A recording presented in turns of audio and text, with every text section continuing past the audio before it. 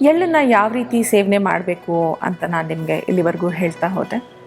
ಇನ್ನು ಯಾವ ಎಳ್ಳು ಸೇವನೆ ಮಾಡಬೇಕು ಅನ್ನೋ ಕನ್ಫ್ಯೂಷನ್ನು ಬಹಳ ಜನಕ್ಕೆ ಇರುವಂಥದ್ದು.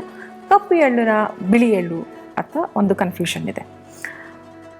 ಆಚಾರ್ಯ ಭಾವಮಿಶ್ರರು ಕಪ್ಪು ಎಳ್ಳು ಬಹಳ ಒಂದು ಶ್ರೇಷ್ಠ ಅಂತ ಹೇಳ್ತಾರೆ.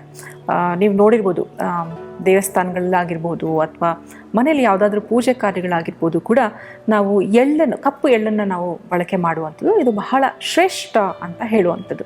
ಇವು ಎರಡು ಗುಣಧರ್ಮ ನೋಡ್ತಾ ಹೋದರೆ ಅಷ್ಟೇನು ವ್ಯತ್ಯಾಸ ಇರುವುದಿಲ್ಲ ಇದರಲ್ಲಿ.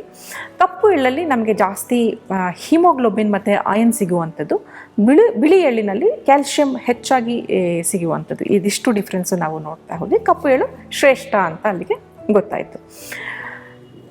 ಇನ್ನು ಮುಂದೆ ನೋಡ್ತಾ ಹೋದರೆ ಈ ಎಳ್ಳಿನ ಬಗ್ಗೆ ನಮ್ಮ ಆಯುರ್ವೇದ ಶಾಸ್ತ್ರದಲ್ಲಿ ಏನು ಹೇಳ್ತಾರೆ? ಆಯುರ್ವೇದ ಶಾಸ್ತ್ರದಲ್ಲಿ ಎಳ್ಳನ್ನು ಪಥ್ಯ ಅಂತ ಕರೀತಾರೆ. ಯಾಕೆ ಪಥ್ಯ ಅಂತ ಕರೀತಾರೆ? ಇದನ್ನು ನಾನು ಆಗಲೇ ಹೇಳಿದೆ, ಸಂಚಿಕೆ ಮೊದಲನೇ ಹೇಳ್ತಾ ಹೋದೆ, ಎಳ್ಳನ್ನು ನಾವು ದಿನನಿತ್ಯ ಬಳಕೆ ಮಾಡಬೇಕು ಅಂತ. ಆದರೆ ಏನಾಗ್ಬಿಟ್ಟಿದೆ, ಈಗ ನಾವು ಬರೀ ಒಂದು ಆ ಸಮಾರಂಭಗಳಿಗೆ ಮಾತ್ರ ಸೇವನೆ ಮಾಡ್ತಾ ಹೋಗ್ತಿದ್ದೀವಿ. ಈಗ ಎಳ್ಳು ಬೆಲ್ಲ ಇರ್ಬೋದು, ಎಳ್ಳೆಣ್ಣೆ ಸ್ನಾನ ಇರ್ಬೋದು, ಈ ಥರದಷ್ಟಕ್ಕೆ ಮಾತ್ರ ನಾವು ಸೀಮಿತ ಮಾಡ್ತಾ ಹೋಗ್ಬಿಟ್ಟಿದ್ದೀವಿ. ಹಾಗೆ ಮಾಡಿದ್ರೆ ದಿನನಿತ್ಯ ನಾವು ಸೇವನೆ ಮಾಡಿದ್ರೆ ಒಳ್ಳೆಯದು. ಯಾಕೆ ಅಂದರೆ ಎಳ್ಳಿಗೆ ಒಂದು ಅಗ್ನಿ ದೀಪನ ಮಾಡುವಂತಹ ಒಂದು ಶಕ್ತಿ ಇದೆ. ಇದು ಉಷ್ಣವೀರ್ಯ. ಸೊ ಇದು ಜಾಠರ ಅಗ್ನಿಯನ್ನು ಹೆಚ್ಚು ಮಾಡುತ್ತೆ. ಪಚನ ಕ್ರಿಯೆಯನ್ನು ಚೆನ್ನಾಗಿ ಇಟ್ಕೊಳ್ಳುವಂತಹ ಒಂದು ಕೆಪಬಿಲಿಟಿ ಈ ಒಂದು ಎಳ್ಳಿನಲ್ಲಿರೋದ್ರಿಂದ ಇದನ್ನು ನಾವು ದಿನನಿತ್ಯ ಯೋಗ್ಯ ಅಂತ ಹೇಳ್ತೀವಿ. ಇದು ದೇಹಕ್ಕೆ ಮಾತ್ರ ಶಕ್ತಿ ಕೊಡೋದಲ್ಲದೆ, ಪಚನ ಕ್ರಿಯೆಯನ್ನು ಸರಿಯಾಗಿಡೋದಲ್ಲದೆ, ಮನಸ್ಸಿಗೂ ಕೂಡ ಒಂದು ಶಾಂತಿ ಅಥವಾ ಒಂದು ಆಹ್ಲಾದತೆಯನ್ನು ಕೊಡುವಂಥದ್ದು ಈ ಎಳ್ಳಿಗೆ ಇರುವಂಥದ್ದನ್ನು ನಾವು ನೋಡ್ಬೋದು. ಹಾಗಾಗಿ ಆಯುರ್ವೇದದಲ್ಲಿ ಇದನ್ನು ಪಥ್ಯ, ದಿನನಿತ್ಯ ಸೇವನೆ ಮಾಡುವಂತಹ ದ್ರವ್ಯಗಳಲ್ಲಿ ಎಳ್ಳು ಕೂಡ ಒಂದು ಅಂತ ಹೇಳುವಂಥದ್ದು. ಇನ್ನು ರಿಸರ್ಚ್ ನೋಡ್ತಾ ಹೋದಾಗ ಇದನ್ನು ಕೊಲೆಸ್ಟ್ರಾಲ್ ಕಡಿಮೆ ಮಾಡೋದು, ಲಿಪಿಡ್ ಪ್ರೊಫೈಲ್ ಅಥವಾ ಕೆಟ್ಟ ಕೊಲೆಸ್ಟ್ರಾಲ್ನಿಂದ ಅದನ್ನು ಕಡಿಮೆ ಮಾಡೋದನ್ನು ಕೂಡ ಬಳಕೆ ಮಾಡಿರುವಂಥದ್ದನ್ನು ನಾವು ನೋಡ್ಬೋದು.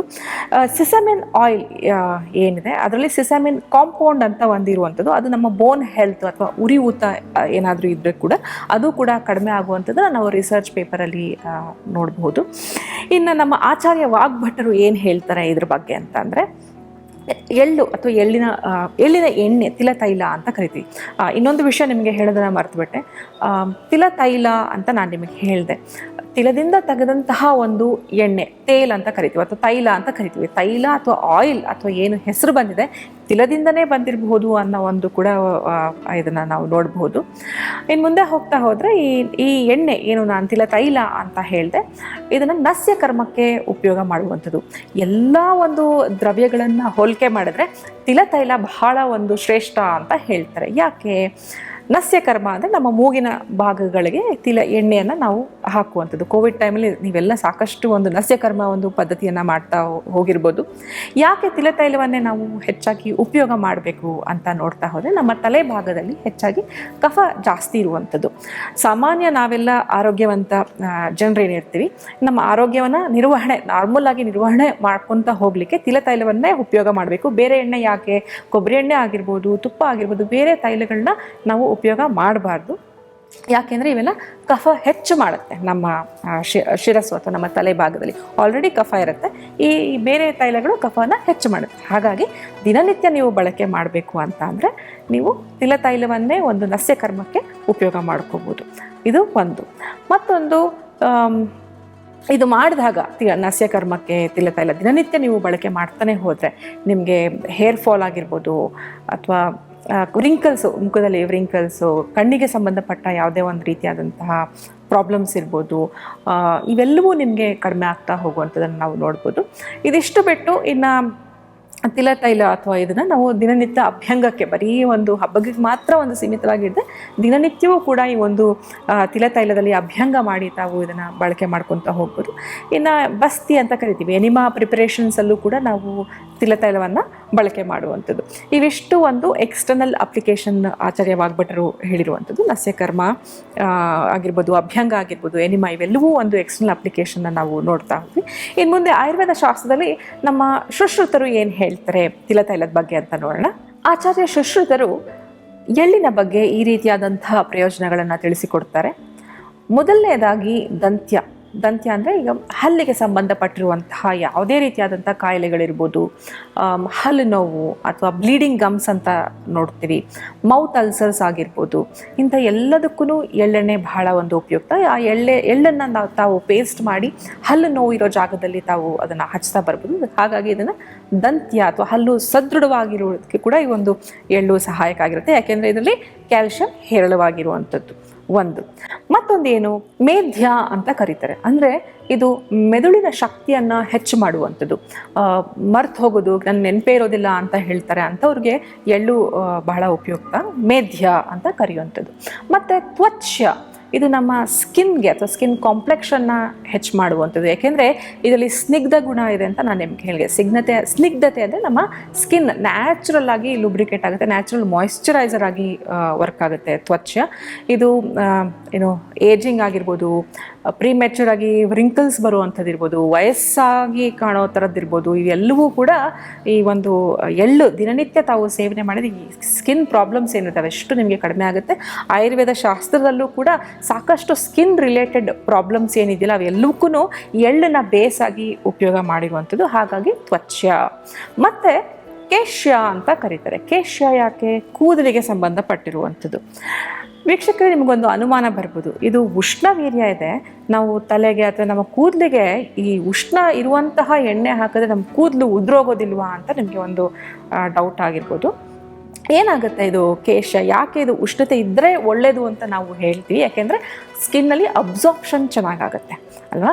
ಯಾವುದೇ ಒಂದು ಅಬ್ಸಾರ್ಪ್ಷನ್ ಆಗಬೇಕು ಅಂತಂದರೆ ಉಷ್ಣ ಇರಬೇಕು, ಹೀಟ್ ಇದ್ದರೆ ಚೆನ್ನಾಗಿ ಅಬ್ಸಾರ್ಪ್ಷನ್ ಆಗುವಂಥದ್ದು. ಹಾಗಾಗಿ ಈ ತಿಲತೈಲ ಉಷ್ಣತೆ ಇದ್ದರೆ ನಮ್ಮ ದೇಹದಲ್ಲಿ ಚೆನ್ನಾಗಿ ಅಬ್ಸಾರ್ಬ್ ಆಗುವಂಥದ್ದನ್ನು ನಾವು ನೋಡ್ಬೋದು.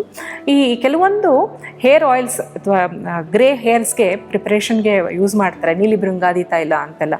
ಅದಕ್ಕೆ ಏನು ಮಾಡ್ತಾರೆ, ಹಾಲನ್ನು ಉಪಯೋಗಿಸಿ ತಯಾರಿಕೆಯಲ್ಲಿ ಹಾಲನ್ನು ಮಿಕ್ಸ್ ಮಾಡ್ತಾರೆ. ಯಾಕೆಂದರೆ ಒಂದು ಪಿತ್ತ ಏನಿರುತ್ತೆ ಅದನ್ನು ಕಡಿಮೆ ಅಥವಾ ಬ್ಯಾಲೆನ್ಸ್ ಮಾಡಲಿಕ್ಕೆ ಈ ಒಂದು ಹಾಲನ್ನು ಉಪಯೋಗ ಮಾಡುವಂಥದ್ದು. ಕೆಲವೊಂದ್ಸಲ ಆಮ್ಲಕ್ಕಿ ಕೂಡ ಆ್ಯಡ್ ಮಾಡುವಂಥದ್ದು ನೀಲಿ ಭೃಂಗಾದಿ ತೈಲ ಗ್ರೇ ಹೇರ್ಸ್ಗೆ ಸಾಲ್ವ್ ಮಾಡಲಿಕ್ಕೆ. ಒಂದು ಹೇಗೆ ಇದು ಇನ್ನೊಂದು ಅರ್ಥ ಮಾಡ್ಕೋಬೇಕು ಅಂತಂತಂದರೆ, ತಿಲತೈಲ ಮತ್ತು ನೀರನ್ನು ಬಿಸಿ ಮಾಡಿ ಕೆಲವೊಂದು ಗಿಡಮೂಲಿಕೆಗಳನ್ನು ಅದಕ್ಕೆ ಹಾಕಿ ಚೆನ್ನಾಗಿ ಕುದಿಸಿದಾಗ ಗಿಡಮೂಲಿಕೆಗಳ ಏನು ಒಂದು ಎಸೆನ್ಸ್ ಇರ್ತವೆ ಎಲ್ಲವೂ ತಿಲತೈಲಕ್ಕೆ ಹೋಗುವಂಥದ್ದು. ತಿಲತೈಲದಿಂದ ನಮ್ಮ ದೇಹಕ್ಕೆ ಒಂದು ಟ್ರಾನ್ಸ್ಪೋರ್ಟ್ ಆಗಲಿಕ್ಕೆ ಹೆಲ್ಪ್ ಮಾಡುತ್ತೆ. ಹಾಗಾಗಿ ತಿಲತೈಲವನ್ನು ಒಂದು ಬೇಸಾಗಿ ಉಪಯೋಗ ಮಾಡಿರುವಂಥದ್ದನ್ನು ನಾವು ನೋಡ್ಬೋದು. ಇದು ಕೇಶ್ಯ ಅಂತ ನಾವು ಹೇಳ್ತೀವಿ. ಇನ್ನು ಬಲ್ಯ, ಇದು ನಮ್ಮ ದೇಹಕ್ಕೆ ಶಕ್ತಿಯನ್ನು ಕೊಡುವಂಥದ್ದು. ಕೆಲವೊಂದು ಸಲ ಜ್ವರ ಇರುತ್ತೆ ಅಥವಾ ಸುಸ್ತಾಗ್ಬಿಟ್ಟಿರುತ್ತೆ, ಇದನ್ನು ತೊಗೊಂಡಾಗ ನಮಗೆ ಸಾಕಷ್ಟು ಒಂದು ಶಕ್ತಿಯನ್ನು ಕೊಡುವಂಥದ್ದು. ವ್ರಣರೋಧನ ಅಂತ ಕರೀತಾರೆ. ಇದು ವೂಂಡ್ ಹೀಲಿಂಗ್ ಪ್ರಾಪರ್ಟೀಸು ಈ ಎಳ್ಳಿನಲ್ಲಿ ಚೆನ್ನಾಗಿರುವಂಥದ್ದು. ಹಾಗಾಗಿ ನಾನ್ ಹೀಲಿಂಗ್ ಅಲ್ಸರ್ಸ್ ಇರುತ್ತೆ ಕೆಲವೊಮ್ಮೆ. ಹಾಗಾಗಿ ಎಳ್ಳಿನ ಸೇವನೆಯಿಂದ ಬಹಳಷ್ಟು ಬೇಗ ಒಂದು ಹೀಲಿಂಗ್ ಚೆನ್ನಾಗಾಗತ್ತೆ ಎಳ್ಳಿನ ಸೇವನೆಯಿಂದ. ಇದು ವಾತಜ್ಞ ಅಂತ ಕರಿತೀವಿ. ಸಾಕಷ್ಟು ವಾತ ರಿಲೇಟೆಡ್ ಪ್ರಾಬ್ಲಮ್ಸ್ ಏನಿರುತ್ತೆ, ಮಂಡಿ ನೋವು ಇರ್ಬೋದು, ಕೈಕಾಲು ನೋವು, ಹೊಟ್ಟೆ ಉಬ್ರ, ಮಲಬದ್ಧತೆ, ಈ ಎಲ್ಲ ಒಂದು ವಾತ ರಿಲೇಟೆಡ್ ಪ್ರಾಬ್ಲಮ್ಸ್ಗೂ ಕೂಡ ಎಳ್ಳು ಒಂದು ಬಹಳ ಮುಖ್ಯವಾದಂತಹ ಔಷಧಿ. ಹೆಣ್ಣು ಮಕ್ಕಳಲ್ಲಿ ಮುಟ್ಟಿನ ಸಮಸ್ಯೆ ಇದ್ದರೆ ಅವರು ಸೇವನೆ ಮಾಡ್ಬೋದು. ಋತುಸ್ರಾವ ಕರೆಕ್ಟಾಗಿ ಆಗಲಿಕ್ಕೆ, ರೆಗ್ಯುಲರೈಸ್ ಆಗಲಿಕ್ಕೆ ಎಳ್ಳು ಬಹಳ ಉಪಯುಕ್ತ. PCOS ಬರದಂತೆ ತಡೆಯುತ್ತೆ ಈ ಒಂದು ಎಳ್ಳು. ಇನ್ನು ಈ ಎಳ್ಳನ್ನು ನಾವು ಎಷ್ಟು ಸೇವನೆ ಮಾಡಬೇಕು ವೀಕ್ಷಕರೇ, ಇದು ಬಹಳ ಇಂಪಾರ್ಟೆಂಟ್. ಎಳ್ಳು ಇಷ್ಟೊಂದು ಗುಣಗಳಿದೆ ಅಂತ ನಾವು ದಿನನಿತ್ಯ ಹೇರಳವಾಗಿ ಸೇವನೆ ಮಾಡುವಂಥದ್ದಲ್ಲ.